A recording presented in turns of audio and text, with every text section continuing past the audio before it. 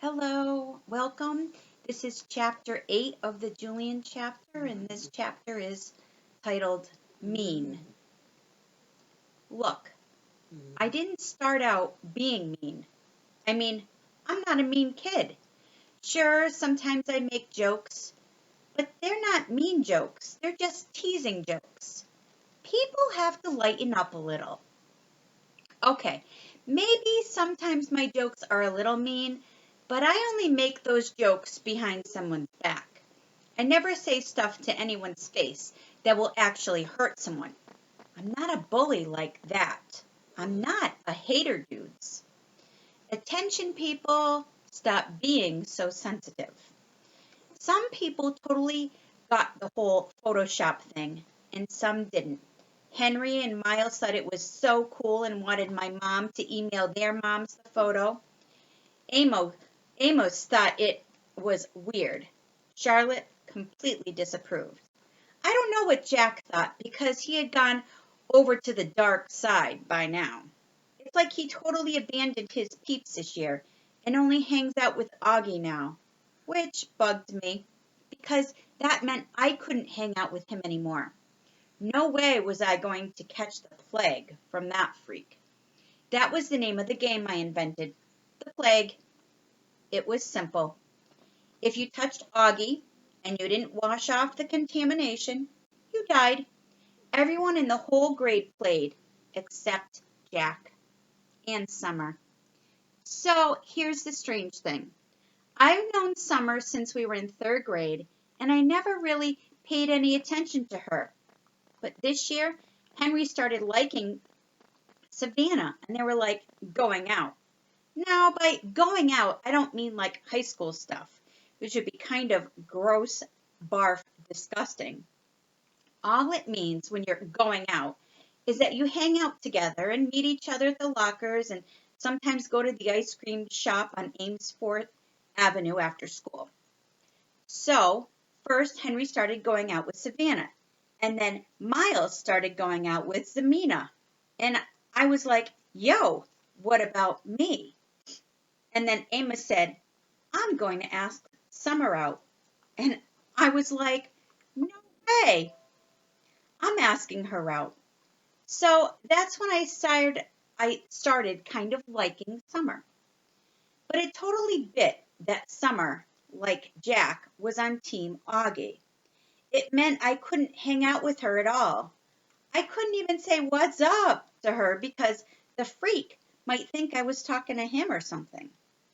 So I told Henry to have Savannah invite Summer to the Halloween party at her house. I figured I could hang out with her and maybe even ask her to go out with me. That didn't work, though, because she ended up leaving the party early.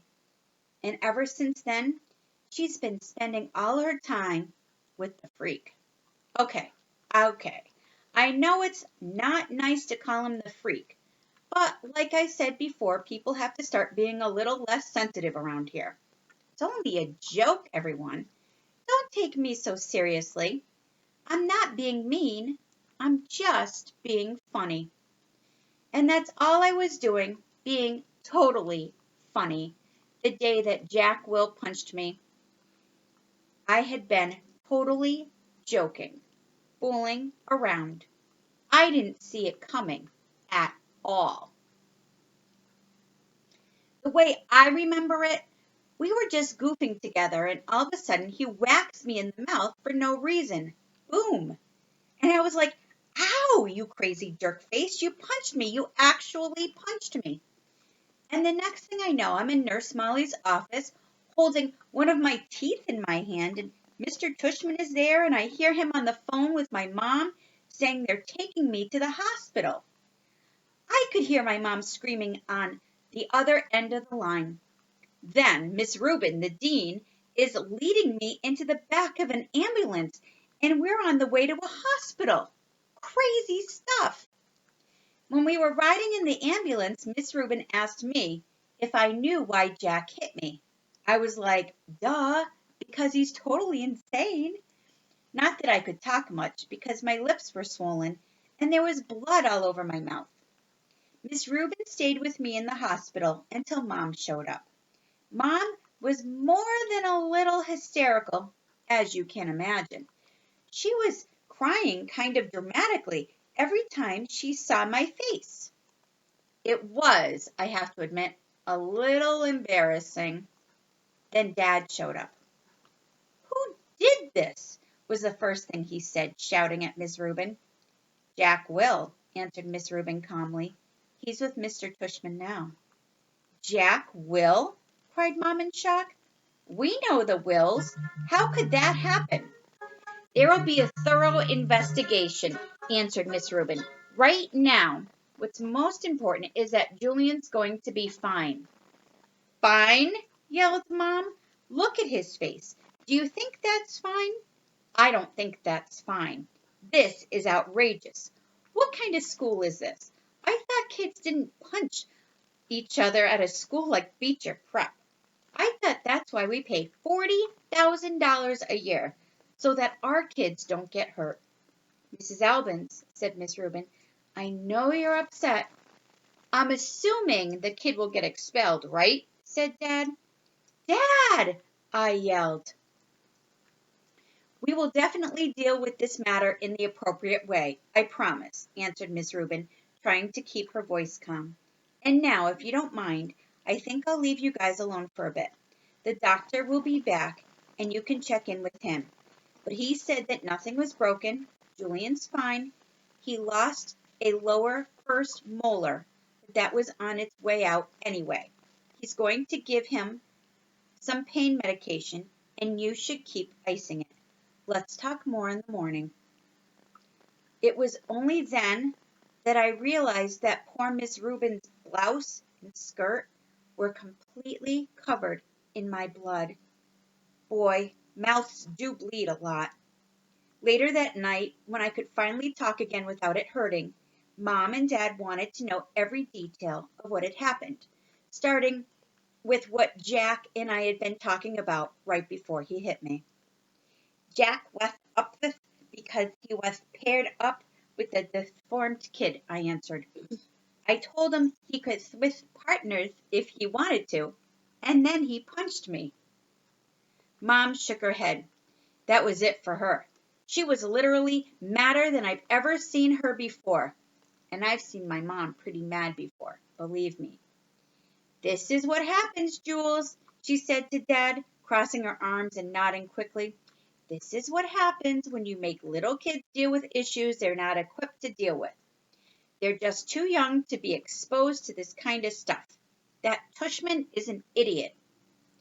And she said a whole bunch of other things too, but those are kind of too inappropriate, if you know what I mean, for me to repeat. "But Dad, I don't want Jack to get expelled from the school," I said later on in the night. "He was putting more ice on my mouth because the painkiller they had given me at the hospital was wearing off." "That's not up to us," he answered, "but I wouldn't trouble myself about it if I were you. Whatever happens, Jack will get what he deserves for this." I have to admit, I started feeling kind of bad for Jack. I mean, sure, he was a total dipstick for punching me, and I wanted him to get in trouble, but I really didn't want him to get kicked out of school or anything. But Mom, I could tell, was on one of her missions now, as Dad would say. She gets like that sometimes when she gets so outraged about something that there's just no stopping her. She was like that a few years ago when a kid got hit by a car a couple of blocks away from Beecher Prep. And she had like 1 million people sign a petition to have a traffic light installed. That was a super mom moment. She was also like that last month when our favorite restaurant changed its menu and they no longer made my favorite dish the way I liked it. That was another super mom moment because after she talked to the new owner, they agreed to special order the dish just for me. But Mom also gets like that for not so nice stuff, like when a waiter messes up a food order. That's a not so super mom moment because, well, it can get kind of weird when your mom starts talking to a waiter like he's 5 years old. Awkward.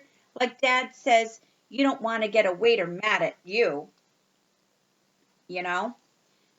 They have your food in their hands. Duh. So I wasn't totally clear on how I felt when I realized that my mom was declaring war on Mr. Tushman, Augie Pullman, and all of Beecher Prep.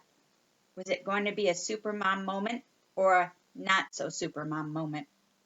Like, would it end up with Augie going to a different school? Yay! Or with Mr. Tushman blowing his nose in my cafeteria food? Ugh. And that's the end of chapter 8.